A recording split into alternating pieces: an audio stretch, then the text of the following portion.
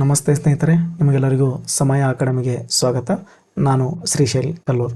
ಸ್ನೇಹಿತರೆ, ಇಂದಿನ ಸ್ಪರ್ಧಾತ್ಮಕ ಯುಗದಲ್ಲಿ ನಾವು ನೋಡೋದಾದರೆ ಅನೇಕ ಪ್ರಶ್ನೆಗಳು ಏನು ಮಾಡ್ತಾ ಇದ್ದಪ್ಪ ಅಂದರೆ ಈ ಒಂದು ಸರ್ಕಾರಿ ಶಾಲಾ ಪುಸ್ತಕಗಳಿಂದ ಬರ್ತಾ ಇದೆ. ಅದಕ್ಕಾಗಿ ಇನ್ನು ಮುಂದೆ ನಾವು ಈ ಸರ್ಕಾರಿ ಶಾಲಾ ಪುಸ್ತಕಗಳನ್ನು ವಿವರಣಾತ್ಮಕವಾಗಿ ನೋಡ್ತಾ ಹೋಗೋಣ. ಅದರಲ್ಲಿ 8ನೇ ತರಗತಿಯ ಇವತ್ತು ಯಾವುದಪ್ಪ ಅಂದರೆ 8ನೇ ತರಗತಿಯ ಭಾಗ 1 ಅಂತಕ್ಕಂಥದ್ದು ಸಮಾಜ ವಿಜ್ಞಾನ ಅಂತಕ್ಕಂಥದ್ದು ನೋಡ್ತಾ ಹೋಗೋಣ. ನೋಡಿ, ನನ್ನ ಯೂಟ್ಯೂಬ್ ಚಾನಲ್ ಆಗಿರ್ತಕ್ಕಂಥ ಸಮಯ ಅಕಾಡೆಮಿ ಅಂತಕ್ಕಂಥದ್ದು ಇಲ್ಲಿದೆ ನೋಡಿ. ಸಮಯ ಅಕಾಡೆಮಿ ಅಂತ ಬರ್ತದೆ, ಅದಕ್ಕೆ ಸಬ್ಸ್ಕ್ರೈಬ್ ಮಾಡ್ಕೊಳ್ಳಿ. ಟೆಲಿಗ್ರಾಮ್ ಚಾನಲ್ ಕೂಡ ಸಮಯ ಅಕಾಡೆಮಿ ಅಂತಿದೆ, ಅದಕ್ಕೆ ನೀವು ಜಾಯ್ನ್ ಆಗಿ. ಅದರಲ್ಲಿ ದಿನನಿತ್ಯದ ಪತ್ರಿಕೆಗಳನ್ನು ಹಾಕ್ತಾ ಬರ್ತಿದ್ದೀನಿ. ಜೊತೆಗೆ ಏನಪ್ಪ ಅಂದರೆ ಆ ಪೇಪರ್ ಕಟ್ಟಿಂಗ್ಗಳನ್ನು ಹಾಕ್ತಾ ಬರ್ತೀನಿ. ಅವೆಲ್ಲವೂ ನಿಮಗೆ ಅದಕ್ಕೆ ಯೂಸ್ ಆಗ್ತಾವಪ್ಪ ಅಂದರೆ ಕರೆಂಟ್ ಅಫೇರ್ಸ್ಗೆ ಯೂಸ್ ಆಗ್ತವೆ.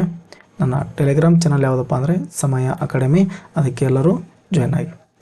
ನೋಡಿ, ಇವತ್ತು ಯಾವುದಪ್ಪ ಅಂದರೆ ಇತಿಹಾಸದ ಭಾಗ. ಇತಿಹಾಸದಲ್ಲಿ ಏನಪ್ಪ ಅಂದರೆ ಅಧ್ಯಾಯ 1 ಆಧಾರಗಳನ್ನು ನೋಡೋಣ. ಉಳಿದಿರ್ತಕ್ಕಂಥ ಒಂದು ರಾಜ್ಯಶಾಸ್ತ್ರ ಆಗಿರ್ಬೋದು, ಸಮಾಜಶಾಸ್ತ್ರ ಆಗಿರ್ಬೋದು, ಭೂಗೋಳಶಾಸ್ತ್ರ ಆಗಿರ್ಬೋದು, ಅರ್ಥಶಾಸ್ತ್ರ ಆಗಿರ್ಬೋದು, ಜೊತೆಗೆ ವ್ಯವಹಾರದ ಅಧ್ಯಯನ ಎಲ್ಲ ಒಂದು ಚಾಪ್ಟರ್ಗಳನ್ನು ನೋಡೋಣ. ಅದರಲ್ಲಿ ಮೊದಲನೇದು ಯಾವುದಪ್ಪ ಅಂದರೆ ಇತಿಹಾಸ. ಈ ಇತಿಹಾಸ ಅಂದರೆ ಏನು ನೋಡಿ. ಇತಿ ಅಂದರೆ ಹೀಗೆ, ಇತಿ ಅಂದರೆ ಹೀಗೆ, ಇತಿ ಅಂದರೆ ಹೀಗೆ, ಹಾಸ ಅಂದರೆ ಇತ್ತು, ಹಾಸ ಅಂದರೆ ಇತ್ತು. ಅಂದರೆ ಇತಿಹಾಸ ಅಂದರೆ ಹೀಗೆ ಇತ್ತು ಅಂತಕ್ಕಂಥ ನಾವು ನೋಡ್ತಾ ಬರ್ತೀವಿ. ಅದನ್ನು ಇತಿಹಾಸ ಅಂತ ಕರಿತೀವಿ. ಇನ್ನು ನೆಕ್ಸ್ಟ್ ಹಿಸ್ಟರಿ ಎಂಬ ಪದವು, ಹಿಸ್ಟರಿ ಎಂಬ ಪದವು ಗ್ರೀಕ್ ಭಾಷೆಯ ಯಾವ ಭಾಷೆ ರೀ? ಗ್ರೀಕ್ ಭಾಷೆಯ ಹಿಸ್ಟೋರಿಯಾ, ಹಿಸ್ಟೋರಿಯಾ ಎಂಬ ಪದದಿಂದ ಬಂದಿದೆ. ಹಿಸ್ಟೋರಿಯಾ ಎಂದರೆ ವಿಚಾರಣೆ, ವಿಚಾರಣೆ ಅಥವಾ ತನಿಖೆ ಮಾಡು, ವಿಚಾರಣೆ ಅಥವಾ ತನಿಖೆ ಮಾಡು, ತನಿಖೆ ಮಾಡು ಅಂತ ಅರ್ಥ ಕೊಡ್ತದೆ. ತನಿಖೆ ಮಾಡು ಅಂತ ಅರ್ಥ ಹೇಳ್ತದೆ. ಇನ್ನು ನೆಕ್ಸ್ಟ್ ಹಿಸ್ಟರಿ ಅಥವಾ ಈ ಒಂದು ಇತಿಹಾಸದ ಪಿತಾಮಹ ಯಾರು? ಹೆರೋಡೋಟಸ್. ಅರೆ ಹೆರೋಡೋಟಸ್, ಹೆರೋಡೋಟಸ್ ಅವರನ್ನು ಇತಿಹಾಸದ ಪಿತಾಮಹ ಅಂತ ಕರಿತಾ ಬರ್ತೀವಿ. ಈ ಹೆರೋಡೋಟಸ್ ಅವರು ಒಂದು ಕೃತಿಯನ್ನು ಬರೀತಾರೆ, ಯಾವುದಪ್ಪ ಅಂದರೆ ಪರ್ಷಿಯನ್ ವಾರ್ಸ್, ಪರ್ಷಿಯನ್ ವಾರ್ ಅಂತಕ್ಕಂಥ ಒಂದು ಕೃತಿಯನ್ನು ಬರೀತಾರೆ. ನೆನಪಿಟ್ಕೋಬೇಕು, ಅನೇಕ ಸಲ ಕೇಳಿದ್ದಾನೆ. ಇನ್ನು ಹೆರೋಡೋಟಸ್ ಅವರು ಇತಿಹಾಸದ ಬಗ್ಗೆ ವಾಕ್ಯವನ್ನು ಕೊಡ್ತಾ ಬರ್ತಾರೆ. ಅಂದರೆ ಇತಿಹಾಸ ಅಂದರೆ ಏನು ಅಂತ ಹೇಳ್ತಾರೆ ಅಂದರೆ ಮುಂದಿನ ಪೀಳಿಗೆಯು ನೆನಪಿಟ್ಕೋಬೇಕಾದ ಘಟನೆಗಳನ್ನು ನಾವೇನಂತ ಕರಿತೀವಿ? ಇತಿಹಾಸ ಅಂತ ಕರಿತೀವಿ ಅಂತ ಹೇಳ್ತಾರೆ. ಯಾರು? ಹೆರೋಡೋಟಸ್ ಅವರು. ಜೊತೆಗೆ ನಮ್ಮ ಭಾರತದವರು ಬರ್ತಕ್ಕಂಥ ಜವಾಹರ್ಲಾಲ್ ನೆಹರು, ಭಾರತದ ಮೊದಲ ಪ್ರಧಾನಮಂತ್ರಿ ಆಗಿರ್ತಕ್ಕಂಥ ನೆಹರು ಅವರು ಹೇಳ್ತಾರೆ ಇತಿಹಾಸ ಅಂದರೆ ಏನು ಅಂಥೇಳಿ. ಅನಾಗರಿಕತೆಯಿಂದ ನಾಗರಿಕತೆಯೆಡೆಗೆ ಸಾಗಿದ ಮಾನವನ ಕತೆ ಇತಿಹಾಸ ಅಂತ ಹೇಳ್ತಾರೆ. ಬರೆದಿಟ್ಟುವರಿ. ಅನಾಗರಿಕತೆಯಿಂದ ನಾಗರಿಕತೆಯೆಡೆಗೆ ಸಾಗಿದ ಮಾನವನ ಕಥೆಯೇ ಇತಿಹಾಸ ಅಂತ ಹೇಳ್ತಾರೆ. ಇನ್ನು ಡಾಕ್ಟರ್ BR ಅಂಬೇಡ್ಕರ್ ಅವರು ಹೇಳ್ತಾರೆ, ಡಾಕ್ಟರ್ BR ಅಂಬೇಡ್ಕರ್, ಭಾರತದ ಸಂವಿಧಾನದ ಶಿಲ್ಪಿ ಅಂತ ಕರಿತೀವಿ. ಡಾಕ್ಟರ್ BR ಅಂಬೇಡ್ಕರ್ ಅವರು ಹೇಳ್ತಾರೆ ಇತಿಹಾಸವನ್ನು ಮರೆತವನು ಇತಿಹಾಸವನ್ನು ಸೃಷ್ಟಿಸಲಾರ. ನೋಡಿ ಯಾವ ರೀತಿ ಹೇಳ್ತಾರೆ, ಇತಿಹಾಸವನ್ನು ಮರೆತವನು ಇತಿಹಾಸವನ್ನು ಸೃಷ್ಟಿಸಲಾರ ಅಂತ ಹೇಳ್ತಾರೆ. ಯಾರೇ? Doctor BR Ambedkar. ನೆಕ್ಸ್ಟ್ ಇನ್ನು ರವೀಂದ್ರನಾಥ್ ಟ್ಯಾಗೋರ್ ಅವರು ಹೇಳ್ತಾರೆ, ಏನು ಹೇಳ್ತಾರಪ್ಪ ಅಂದರೆ ಇರುವುದೊಂದೇ ಇತಿಹಾಸ, ಅದು ಮಾನವನ ಇತಿಹಾಸ ಅಂತ ಹೇಳ್ತಾರೆ. ಏನು ಹೇಳ್ತಾರೆ? ಇರುವುದೊಂದೇ ಇತಿಹಾಸ, ಅದು ಮಾನವನ ಇತಿಹಾಸ ಅಂತ ಹೇಳ್ತಾ ಬರ್ತಾರೆ. ಇನ್ನು ನೆಕ್ಸ್ಟ್ ಯಾವುದಪ್ಪ ಅಂದರೆ ಕಾರ್ಲ್ ಮಾರ್ಕ್ಸ್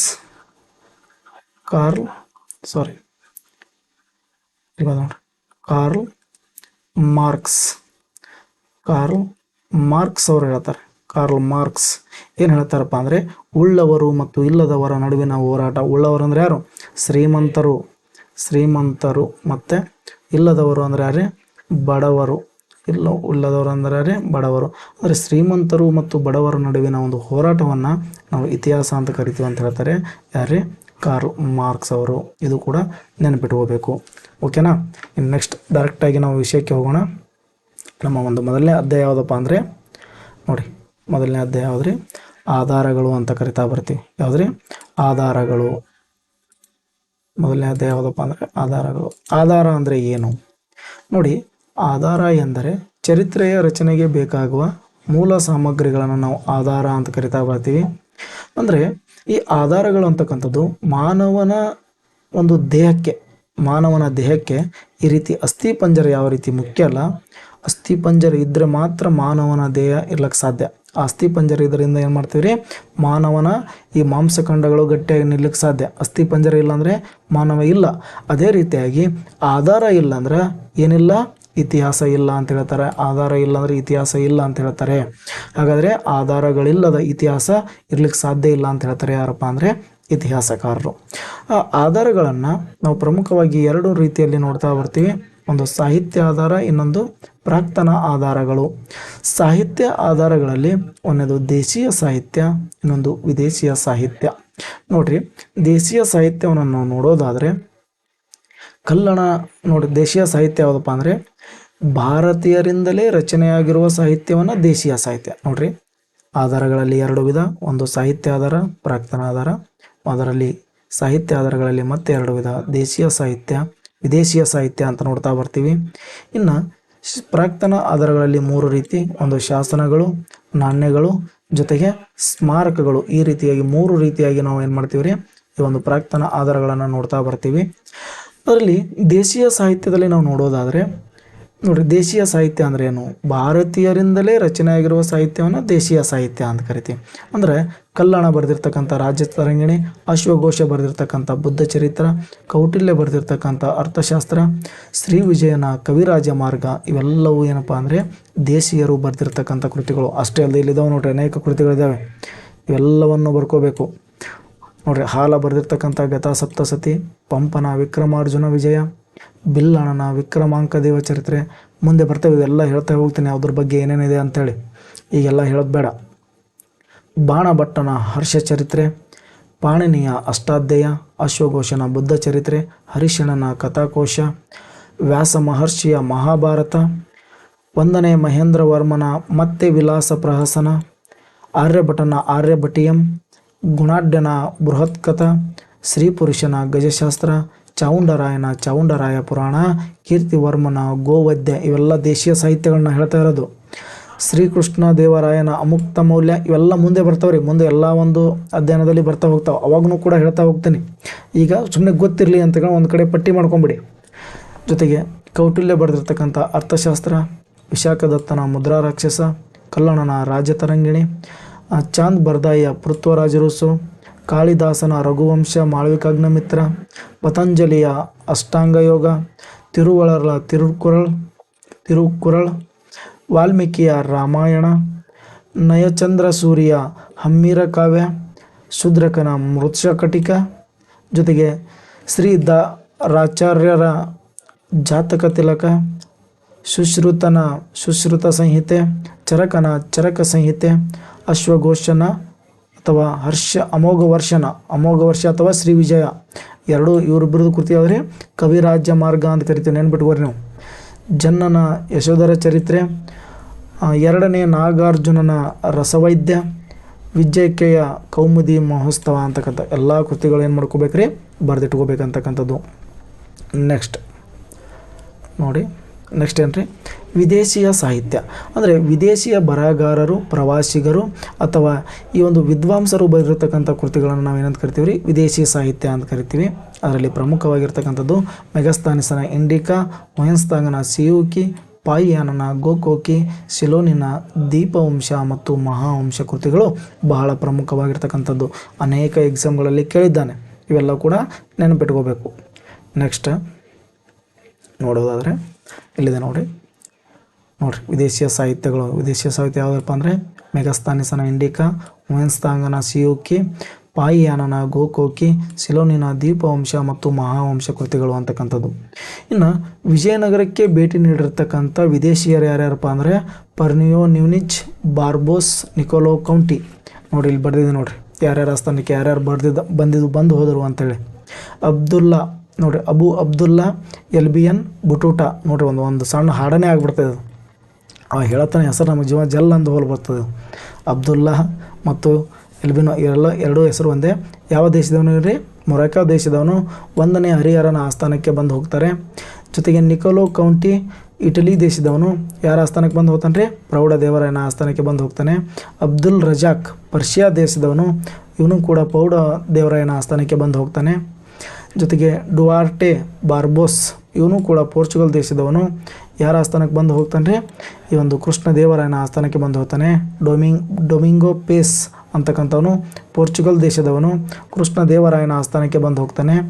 ಪರ್ನಾವೋ ನ್ಯೂನಿಜ್ ಪೋರ್ಚುಗಲ್ ದೇಶದವನು, ಅಚ್ಯುತರಾಯನ ಆಸ್ಥಾನಕ್ಕೆ ಬಂದು ಹೋಗ್ತಾನೆ. ನೀವು ಇವೆಲ್ಲವನ್ನು ನೆನ್ಪಿಟ್ಕೋಬೇಕಂತಕ್ಕಂಥದ್ದು. ಇನ್ನು ನೆಕ್ಸ್ಟ್ ಯಾವುದಪ್ಪ ಅಂದರೆ ಪ್ರಾಕ್ತನ ಆಧಾರಗಳು. ಯಾವ ಆಧಾರಗಳು? ನೆಕ್ಸ್ಟ್ ಪ್ರಾಕ್ತನ ಆಧಾರಗಳು. ಪ್ರಾಕ್ತನ ಆಧಾರ ಅಂದ್ರಷ್ಟೇ ಸಂಶೋಧನೆ ಉತ್ಖನನದಿಂದ ದೊರೆತಿರುವ ಶಾಸನಗಳಾಗಿರ್ಬೋದು, ನಾಣ್ಯಗಳಾಗಿರ್ಬೋದು, ಸ್ಮಾರಕ ಮಡಿಕೆ ಕುಡಿಕೆ ಇವೆಲ್ಲವನ್ನು ನಾವೇನಂತ ಕರಿತೀವಿ ರೀ? ಪ್ರಾಕ್ತನ ಆಧಾರ ಅಂತ ಕರಿತಾ ಬರ್ತೀವಿ. ಅವುಗಳಲ್ಲಿ ಯಾವುದ್ರಿ? ಶಾಸನಗಳು ಅಂತ ನೋಡ್ತೀವಿ. ಶಾಸನಗಳಲ್ಲಿ ನೋಡಿದ್ರೆ ಇಲ್ಲಿದೆ ನೋಡಿರಿ, ಯಾವುದ್ರಿ? ಹಲ್ಮಿಡಿ ಶಾಸನ. ಯಾವ ಶಾಸನ ಇದು? ಹಲ್ಮಿಡಿ ಶಾಸನ. ಕೇಳಿದ್ದಾನೆ ಕ್ವಶನ್. ಹಲ್ಮಿಡಿ ಶಾಸನವನ್ನು ಯಾರು ರಚನೆ ಮಾಡಿದ್ರಿ? ಕಾಕುಸ್ಥವರ್ಮ ರಚನೆ ಮಾಡ್ತಾನೆ ಹಲ್ಮಿಡಿ ಶಾಸನವನ್ನು. ಕಾಕುಸ್ಥವರ್ಮ ಯಾವ ಒಂದು ಮನೆತನಕ್ಕೆ ಸೇರಿದ್ದ? ಕದಂಬರ ಮನೆತನಕ್ಕೆ ಸೇರಿದ್ದ. ಅಂದರೆ ಕನ್ನಡದಲ್ಲಿ ರಚನೆ ಆಗಿರ್ತಕ್ಕಂಥ ಇದು ಏನಪ್ಪ ಅಂದರೆ ಕನ್ನಡ ಭಾಷೆಯಲ್ಲಿ ರಚನೆ ಆಗಿರ್ತಕ್ಕಂಥ ಮೊಟ್ಟ ಮೊದಲ ಶಾಸನ ಯಾವುದ್ರಿ? ಹಲ್ಮಿಡಿ ಶಾಸನ. ಕನ್ನಡ ಭಾಷೆಯಲ್ಲಿ ರಚನೆ ಆಗಿರ್ತಕ್ಕಂಥ ಶಾಸನ ಯಾವುದ್ರಿ? ಹಲ್ಮಿಡಿ ಶಾಸನ. ಅಶೋಕನ ಶಾಸನಗಳು ಕರ್ನಾಟಕದಲ್ಲಿ ಎಲ್ಲಿ ದೊರೀತಾವ್ರಿ? ಮಸ್ಕಿ ಮತ್ತು ಬ್ರಹ್ಮಗಿರಿಯಲ್ಲಿ ನಾವು ಬ್ರಹ್ಮಗಿರಿಯಲ್ಲಿ ಏನು ಮಾಡ್ತೀವಿ ರೀ? ಅಶೋಕನ ಶಾಸನಗಳನ್ನು ನೋಡ್ತಾ ಬರ್ತೀವಿ. ಈ ಅಶೋಕನ ಶಾಸನಗಳು ಅತಿ ಹೆಚ್ಚು ಯಾವ ಒಂದು ಲಿಪಿಯಲ್ಲಿದ್ದಾವಪ್ಪ ಅಂದರೆ ಬ್ರಾಹ್ಮಿ ಮತ್ತು ಪ್ರಾಕೃತ ಒಂದು ಭಾಷೆಗಳಲ್ಲಿದ್ದಾವೆ. ಯಾವ ಒಂದು ಭಾಷೆಗಳಲ್ಲಿ ಅತಿ ಹೆಚ್ಚು? ಬ್ರಾಹ್ಮಿ ಮತ್ತು ಪ್ರಾಕೃತ. ಅಷ್ಟೇ ಅಲ್ಲದೆ ಗ್ರೀಕ್, ಅರಾಮಿಕ್, ಖರೋಷ್ಠಿ ಲಿಪಿಯಲ್ಲಿಯೂ ಕೂಡ ಏನು ಮಾಡ್ತೀವಿ ನಾವು ಅನೇಕನ ಶಾಸನಗಳನ್ನು ನೋಡ್ತೀವಿ. ಅಂದರೆ ಇಷ್ಟೇ ಈ ಶಾಸನಗಳು ಯಾಕೆ ಇಂಪಾರ್ಟೆಂಟ್ ಅಂತಕ್ಕಂಥದ್ದು ಅಂದರೆ ಇವುಗಳ ಮೂಲಕ ನಾವು ಏನು ಮಾಡ್ಬೋದು ರೀ? ಇತಿಹಾಸವನ್ನು ತಿಳಿಬೋದು. ಅದಕ್ಕಾಗಿ ನಾವು ಶಾಸನದ ಅಧ್ಯಯನವನ್ನು ಮಾಡಲೇಬೇಕು ಅಂತಕ್ಕಂಥದ್ದು. ಇನ್ನು ಪ್ರಾಕ್ತನ ಆಧಾರಗಳಲ್ಲಿ ಎರಡನೇದು ಯಾವುದಪ್ಪ ಅಂದರೆ ನಾಣ್ಯಗಳು. ಹಾಗಾದರೆ ನಾಣ್ಯಗಳು ನಮ್ಗೆ ಯಾಕೆ ಇಂಪಾರ್ಟೆಂಟ್ ಇತಿಹಾಸದ ಅಧ್ಯಯನಕ್ಕೆ ಅಂತ ನಾವು ನೋಡೋದಾದರೆ ಆ ನಾಣ್ಯಗಳಲ್ಲಿ ಕೊಟ್ಟಿರ್ತಾನೆ ಗೊತ್ತಾ? ಕಾಲಮಾನವನ್ನು ಕೊಟ್ಟಿರ್ತಾನೆ. ನಾಣ್ಯಗಳಲ್ಲಿ ಯಾವ ರೀತಿಯಾಗಿ ಆ ನಾಣ್ಯ ಯಾವ ಕಾಲದಲ್ಲಿ ಬಂತು ಅಂತಕ್ಕಂಥದ್ದು. ಜೊತೆಗೆ ಅದರ ಮೇಲೆ ಅನೇಕ ಧರ್ಮದ ಒಂದು ಕುರುಹುಗಳಿರ್ತವೆ. ಜೊತೆಗೆ ಸಾಂಸ್ಕೃತಿಕ, ಆಡಳಿತ, ಸಾಮಾಜಿಕ, ಆರ್ಥಿಕ ಸ್ಥಿತಿಗಳ ಬಗ್ಗೆ ಏನು ಮಾಡಿರ್ತಾರೆ? ಆ ನಾಣ್ಯಗಳ ಮೇಲೆ ಈ ಒಂದು ಮುದ್ರೆ ಅಂತಕ್ಕಂಥದ್ದು ಹಾಕಿರ್ತಾರೆ. ಅವುಗಳಿಂದ ನಮಗೇನು ತಿಳಿತೀರಿ? ಆ ಒಂದು ಜನರ ಸಂಸ್ಕೃತಿ ಮತ್ತು ಧರ್ಮ ಯಾವ ರೀತಿ ಇತ್ತು ಅಂತಕ್ಕಂಥದ್ದು ತಿಳಿತಾ ಬರ್ತದೆ. ಇನ್ನು ಪ್ರಾಕ್ತನ ಆಧಾರಗಳಲ್ಲಿ ಮೂರನೇದು ಯಾವುದಪ್ಪ ಅಂದರೆ ಸ್ಮಾರಕಗಳು. ಸ್ಮಾರಕಗಳನ್ನು ನಾವು ನೋಡೋದಾದರೆ ಯಾವುದಪ್ಪ ಅಂದರೆ ಅಶೋಕನ ಸ್ತಂಭಗಳಾಗಿರ್ಬೋದು, ಅಜಂತ ಎಲ್ಲೋರ ಎಲ್ಲಿ ಬರ್ತಾವ್ರಿ? ಇವು ಮಹಾರಾಷ್ಟ್ರದಲ್ಲಿ ಬರ್ತಾವೆ, ಎಲಿಫೆಂಟ ಗುಹೆಗಳು. ಜೊತೆಗೆ ಕರ್ನಾಟಕದ ಬಾದಾಮಿ, ಐಹೊಳೆ, ಪಟ್ಟದಕಲ್ಲು. ಬಾದಾಮಿ, ಐಹೊಳೆ, ಪಟ್ಟದಕಲ್ಲು ಅಂತಕ್ಕಂಥದ್ದು ಏನಪ್ಪ ಅಂದರೆ ಇವೆಲ್ಲ ಸ್ಮಾರಕಗಳು. ಅಷ್ಟೇ ಅಲ್ಲದೆ ನೋಡ್ರಿ, ಗೋಲ್ ಗುಂಬಜ್ ಆಗಿರ್ಬೋದು, ಬಿಜಾಪುರ್ನಲ್ಲಿ ಬರ್ತಕ್ಕಂಥದ್ದು, ಆಗ್ರಾದಲ್ಲಿ ಬರ್ತಕ್ಕಂಥ ತಾಜ್ ಮಹಲ್. ಅಂದರೆ ಈ ಎಲ್ಲ ಸ್ಮಾರಕಗಳಿಂದ ನಮಗೆ ಏನು ತಿಳಿತದ್ರಿ? ಇತಿಹಾಸದಲ್ಲಿ ಯಾವ ರೀತಿ ಅವ್ರಿಗೆ ಸಾಮಾಜಿಕ ಸ್ಥಿತಿ ಇತ್ತು, ಆರ್ಥಿಕ ಸ್ಥಿತಿ ಇತ್ತು, ಯಾವ ರಾಜ್ಯ ಅವುಗಳನ್ನು ನಿರ್ಮಾಣ ಮಾಡ್ದ, ಅವರ ಕಾಲ ಏನಿತ್ತು ಅಂತಕ್ಕಂಥ ತಿಳಿಲಿಕ್ಕೆ ಈ ಸ್ಮಾರಕಗಳ ಅಧ್ಯಯನ ನಮಗೆ ಬಹಳ ಪ್ರಮುಖ ಆಗ್ತದೆ ಅಂತಕ್ಕಂಥದ್ದು. ಇನ್ನು ನೆಕ್ಸ್ಟ್ ಇವೆಲ್ಲವನ್ನು ಹೊರತು ಮೌಖಿಕ ಆಧಾರಗಳು ಕೂಡ ನಮಗೆ ಇತಿಹಾಸವನ್ನು ತಿಳಿಸ್ಕೊಡ್ತವೆ ಅಂತಕ್ಕಂಥದ್ದು. ಮೌಖಿಕ ಆಧಾರ ಅಂದರೆ ಇಷ್ಟೇ, ನೆನಪುಗಳಾಗಿರ್ಬೋದು, ಹಾಡು, ಕಾವ್ಯ, ಲಾವಣೆ ಇವೆಲ್ಲವುಗಳ ರೂಪದಲ್ಲಿ ವ್ಯಕ್ತವಾಗ್ತಕ್ಕಂಥದ್ದನ್ನು ನಾವೇನು ಕರಿತೀವಿ ರೀ? ಮೌಖಿಕ ಆಧಾರಗಳಂತ ಕರಿತೀವಿ. ಇವುಗಳು ಏನಪ್ಪ ಅಂದರೆ ಯಾವುದೂ ಬರವಣಿಗೆ ಮೂಲಕ ರಚನೆ ಆಗಿರ್ತಕ್ಕಂಥದ್ದಲ್ಲ. ಇದರಿಂದ ರೀ ತಲೆಮಾರಿನಿಂದ ತಲೆಮಾರಿಗೆ ಉಳಿಸಿಕೊಂಡು ಬಂದಿರತಕ್ಕಂಥ ಈ ಒಂದು ಆಧಾರಗಳನ್ನು ನಾವೇನಂತ ಕರಿತೀವಿ ರೀ? ಮೌಖಿಕ ಆಧಾರಗಳು ಅಂತ ಕರಿತಾ ಬರ್ತೀವಿ. ಅವುಗಳು ಏನು ನೋಡ್ರಿ, ಇಲ್ಲಿ ಹೇಳ್ತದೆ ನೋಡ್ರಿ. ಪರೀಕ್ಷಿತ ಮಹಾರಾಜನಿಗೆ ಏನು ಮಾಡ್ತಾರೆ ರೀ? ಈ ಶಕುನಿಗಳು ಕಥೆಗಳನ್ನು ಹೇಳ್ತಾ ಇದ್ದಾರೆ, ಹೌದಲ್ಲ? ಮಹಾಭಾರತದ ಕಥೆ ಹೇಳ್ತಾ ಇದ್ದಾರೆ. ಇದರ ಮೂಲಕ ಒಬ್ಬರಿಂದ ಒಬ್ಬರಿಗೆ ಅವು ಹೇಳ್ತಾ ಬಂದಾಗ ಏನಾಗ್ತಾವ್ರಿ? ಉಳಿತಾ ಬಂದಿರತಕ್ಕಂಥ ಆಧಾರಗಳು ಯಾವಪ್ಪ ಅಂದರೆ ಮೌಖಿಕ ಆಧಾರಗಳು ಅಂತ ನಾವು ಕರಿತಾ ಬರ್ತೀವಿ. ಇನ್ನು ನೆಕ್ಸ್ಟ್ ಐತಿಹ್ಯಗಳು ಅಂತ ಕರಿತೀವಿ. ಅಂದರೆ ಈ ಒಂದು ಪುರಾಣಗಳಾಗಿರ್ಬೋದು ಅಥವಾ ಒಂದು ವ್ಯಕ್ತಿಯ ವೈಭವ ಆಗಿರ್ಬೋದು, ಪುರಾಣಗಳಾಗಿರ್ಬೋದು, ಒಂದು ಸ್ಥಳದ ಮಹಿಮೆ ಆಗಿರ್ಬೋದು, ಅವುಗಳ ಬಗ್ಗೆ ನಾವು ತಿಳಿದು ಇತಿಹಾಸವನ್ನು ನೋಡೋದನ್ನು ನಾವೇನು ಕರಿತೀವಿ ರೀ? ಐತಿಹ್ಯಗಳು ಅಂತ ಕರಿತಾ ಬರ್ತೀವಿ.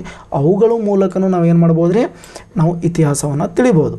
ಅದಕ್ಕಾಗಿ ಈ ಐತಿಹ್ಯಗಳು ಕೂಡ ನಮಗೆ ಈ ಇತಿಹಾಸ ತಿಳ್ಕೊಳ್ಳಿಕ್ಕೆ ಇಂಪಾರ್ಟೆಂಟ್. ಅಂದರೆ ಈ ಚಾಪ್ಟರ್ಲಿ ಏನಿದೆ ಗೊತ್ತಾ? ಇತಿಹಾಸ ಯಾವ ರೀತಿಯಾಗಿ ನಮ್ಗೆ ಇಂಪಾರ್ಟೆಂಟ್, ಆ ಇತಿಹಾಸ ತಿಳಿಬೇಕಂದ್ರೆ ಆ ಆಧಾರಗಳಲ್ಲಿ ನಾವು ಏನೇನು ನೋಡ್ತಿದ್ದೀವಿ ಅಂದರೆ ಆಧಾರಗಳನ್ನು ನೋಡ್ರಿ. ಸಾಹಿತ್ಯಗಳಿಂದ ನಾವು ಇತಿಹಾಸ ತಿಳಿತೀವಿ, ಜೊತೆಗೆ ಸ್ಮಾರಕಗಳಿಂದ ಇತಿಹಾಸ ತಿಳಿತೀವಿ, ನಾಣ್ಯಗಳಿಂದ ಇತಿಹಾಸ ತಿಳಿತೀವಿ, ಮೌಖಿಕ ಆಧಾರಗಳಾಗಿರ್ಬೋದು, ಐತಿಹ್ಯಗಳಾಗಿರ್ಬೋದು, ಇವೆಲ್ಲವುಗಳಿಂದ ನಾವು ಏನು ಮಾಡ್ತೀವಿ ರೀ? ಇತಿಹಾಸವನ್ನು ತಿಳಿತೀವಲ್ಲ, ಅದ್ರ ಬಗ್ಗೆ ಒಂದು ಮೊದಲನೇ ಚಾಪ್ಟರಲ್ಲಿ ಕೊಟ್ಟಿದ್ದಾನೆ. ಜೊತೆಗೆ ನೋಡ್ರಿ, ಸಾಹಿತ್ಯ ಆಧಾರಗಳಲ್ಲಿ ಡ್ಯಾಶ್ ಮತ್ತು ಡ್ಯಾಶ್ ಎಂಬ ಎರಡು ವಿಧಗಳಿವೆ. ಯಾವ ಎರಡು ವಿಧ ಅವರೇ? ಇಲ್ಲಿ ಕೊಟ್ಟಿದೆ ನೋಡಿರಿ, ಒಂದು ದೇಶೀಯ ಸಾಹಿತ್ಯ, ಇನ್ನೊಂದು ವಿದೇಶಿಯ ಸಾಹಿತ್ಯ. ಇನ್ನು ಎರಡನೇ ಪ್ರಶ್ನೆ ಏನಪ್ಪ ಅಂದರೆ ಅಶ್ವಘೋಷನ ಯಾವ ಸಾಹಿತ್ಯವು ಆಧಾರವಾಗಿದೆ ರೀ? ಅಶ್ವಘೋಷನ ಯಾವುದು? ಅಶ್ವಘೋಷನ ಬುದ್ಧ ಚರಿತ್ರೆ ಇಲ್ಲದ ನೋಡ್ರಿ, ಅಶ್ವಘೋಷನ ಬುದ್ಧ ಚರಿತ್ರೆ. ನೆಕ್ಸ್ಟ್, ಕನ್ನಡ ಭಾಷೆಯಲ್ಲಿ ದೊರೆತಿರುವ ಮೊದಲ ಶಾಸನ ಯಾವುದು? ಇಲ್ಲದ ನೋಡ್ರಿ, ಕನ್ನಡ ಭಾಷೆಯಲ್ಲಿ ದೊರೆತಿರುವ ಮೊದಲ ಶಾಸನ ಯಾವುದ್ರಿ? ಕನ್ನಡ ಭಾಷೆಯಲ್ಲಿ ಹಲ್ಮಿಡಿ ಶಾಸನ ಅಂತಕ್ಕಂಥದ್ದು ಕನ್ನಡ ಭಾಷೆಯಲ್ಲಿ ದೊರೆತಿರ್ತಕ್ಕಂಥ ಮೊದಲ ಶಾಸನ. ಅದನ್ನು ಕಾಕುಸ್ಥವರ್ಮ ರಚನೆ ಮಾಡ್ತಾನೆ. ಯಾವ ಮನೆತನಕ್ಕೆ ಸೇರಿರ್ತಾನಪ್ಪ ಅಂದರೆ ಈ ಒಂದು ಕದಂಬರ ವಂಶಕ್ಕೆ ಸೇರಿರ್ತಾನೆ. ಇನ್ನು ಆಧಾರ ಎಂದರೇನು? ಇಲ್ಲಿದೆ ನೋಡ್ರಿ, ಆಧಾರ ಅಂದರೆ ಏನು ರೀ? ಚರಿತ್ರೆಯ ರಚನೆಗೆ ಬೇಕಾಗಿರುವ ಮೂಲ ಸಾಮಗ್ರಿಯನ್ನು ಆಧಾರ ಅಂತ ಕರಿತೀವಿ. ಇತಿಹಾಸಕ್ಕೆ ಸಂಬಂಧಿಸಿದ ದೇಶಿ ಮತ್ತು ವಿದೇಶಿ ಸಾಹಿತ್ಯಕ್ಕೆ ನೋಡ್ರಿ ಎರಡು ಉದಾಹರಣೆ ಕೊಡು ಅಂತ ಹೇಳ್ತಾರೆ ಅವರು. ಯಾವ್ರಿ? ಇವೆಲ್ಲವೂ ದೇಶೀಯ ಸಾಹಿತ್ಯಗಳು, ಇವೆಲ್ಲವೂ ವಿದೇಶಿ ಸಾಹಿತ್ಯಗಳು. ಇವೆರಡರಲ್ಲಿ ಯಾವುದಾದ್ರೂ ಎರಡನ್ನು ಉದಾಹರಣೆ ಕೊಡ್ಬೋದು. ಇನ್ನು ನೆಕ್ಸ್ಟ್, ಪ್ರಾಕ್ತನ ಆಧಾರ ಎಂದರೇನು? ಉದಾಹರಣೆ ಕೊಡಿ. ಆವಾಗಲೇ ಹೇಳಿದ್ನಲ್ಲ ಪ್ರಾಕ್ತನ ಆಧಾರ ಅಂಥೇಳಿ. ಇಲ್ಲಿದೆ ನೋಡ್ರಿ, ಸಂಶೋಧನೆ ಆಗಿರ್ಬೋದು, ಉತ್ಖನನ ಆಗಿರ್ಬೋದು, ಅವುಗಳಿಂದ ದೊರೆತಿರ್ತಕ್ಕಂಥ ಶಾಸನಗಳು, ನಾಣ್ಯಗಳು ಅಥವಾ ಮಡಿಕೆ, ಕುಡಿಕೆ, ಸ್ಮಾರಕಗಳು ಇವೆಲ್ಲವುಗಳು ನಮಗೆ ಏನು ನೋಡ್ತೇವೆ? ಪ್ರಾಕ್ತನ ಆಧಾರ ಅಂತ ಕರಿತೀವಿ. ಅದಕ್ಕೆ ಎರಡು ಉದಾಹರಣೆ ಏನಪ್ಪ ಅಂದರೆ ಈ ಕರ್ನಾಟಕದಲ್ಲಿ ದೊರೆತಿರ್ತಕ್ಕಂಥ ಹಲ್ಮಿಡಿ ಶಾಸನ ಆಗಿರ್ಬೋದು, ಅಶೋಕನ ಶಾಸನಗಳಾಗಿರ್ಬೋದು ಏನಪ್ಪ ಅಂದರೆ ಪ್ರಾಕ್ತನ ಆಧಾರಕ್ಕೆ ಉದಾಹರಣೆಗಳು ಆಗ್ತಾ ಬರ್ತವೆ. ಅರ್ಥ ಆಯ್ತಾ? ಅಥವಾ ಈ ಒಂದು ಕರ್ನಾಟಕದಲ್ಲಿ ಐಹೊಳೆ, ಪಟ್ಟದಕಲ್ಲು, ಬಾದಾಮಿ, ಅರ್ಥ ಆಯ್ತಾ? ಈ ಮಹಾರಾಷ್ಟ್ರದಲ್ಲಿರ್ತಕ್ಕಂಥ ಈ ಅಜಂತ, ಎಲ್ಲೋರ ಎಲ್ಲ ಗುಹೆಗಳು ಏನಪ್ಪ ಅಂದರೆ ಉದಾಹರಣೆ ಆಗ್ತಾ ಬರ್ತದೆ. ಇಷ್ಟು ಏನಪ್ಪ ಅಂದರೆ ಮೊದಲನೇ ಚಾಪ್ಟ್ರಲ್ಲಿ ನೋಡಿದೆವು. ಇವೆಲ್ಲವನ್ನು ನೀವೇನು ಮಾಡ್ಕೋರಿ, ನೀಟಾಗಿ ಬರೆದಿಟ್ಕೋರಿ. ಹಾಗೆ ಇನ್ನು ಎರಡನೇ ಚಾಪ್ಟರ್ನ ಹೇಳ್ತಾ ಹೋಗ್ತೀನಿ, ಅವುಗಳನ್ನು ಕರೆಕ್ಟಾಗಿ ಬರ್ಕೋರಿ. ಒಂದಾಗನ ಒಂದು ಚಾಪ್ಟರ್ನ ಹೇಳ್ಕೊತಾ ಹೋಗ್ತೀನಿ. ಅವುಗಳು ನೆಕ್ಸ್ಟ್ ನೀವು ಏನಪ್ಪ ಅಂದರೆ ಎಕ್ಸಾಮ್ ಮೂಮೆಂಟಲ್ಲಿ ಜಸ್ಟ್ 1 ಅಥವಾ 2 ದಿನಗಳಲ್ಲಿ ಇಡೀ ಎಲ್ಲ ಬುಕ್ಗಳನ್ನು ನಾವು ಏನು ಮಾಡ್ಬೋದು ರೀ, ಕವರ್ ಮಾಡ್ತಾ ಬರ್ಬೋದು ಅಥವಾ ಅವುಗಳನ್ನು ರಿವಿಷನ್ ಮಾಡ್ತಾ ಬರ್ಬೋದು. ಇನ್ನು ಎರಡನೇ ಅಧ್ಯಾಯವನ್ನು ನಾವು ನೆಕ್ಸ್ಟ್ ಮುಂದಿನ ಒಂದು ಕ್ಲಾಸಲ್ಲಿ ನೋಡೋಣ. ಯಾರು ಸಬ್ಸ್ಕ್ರೈಬ್ ಮಾಡಿಲ್ಲ ಇನ್ನೂ ಸಬ್ಸ್ಕ್ರೈಬ್ ಮಾಡಿ, ಜೊತೆಗೆ ಬೆಲ್ ಐಕನ್ ಒತ್ತಿ. ಅದರಲ್ಲಿ ಏನು ಬರ್ತದೆ, ಬೆಲ್ ಐಕನನ್ನು ನೀವು ಆಲ್ ಅಂತ ಇಟ್ಟರೆ ನಾನು ಕ್ಲಾಸ್ ಮಾಡಿದ ತಕ್ಷಣ ನಿಮ್ಗೆ ಏನು ಬರ್ತದೆ, ಆ ಒಂದು ಸ್ಕ್ರೀನ್ ಮೇಲೆ, ನಿಮ್ಮ ಮೊಬೈಲ್ ಸ್ಕ್ರೀನ್ ಮೇಲೆ ಬರ್ತಾ ಹೋಗ್ತದೆ. ಥ್ಯಾಂಕ್ ಯು, ಧನ್ಯವಾದಗಳು.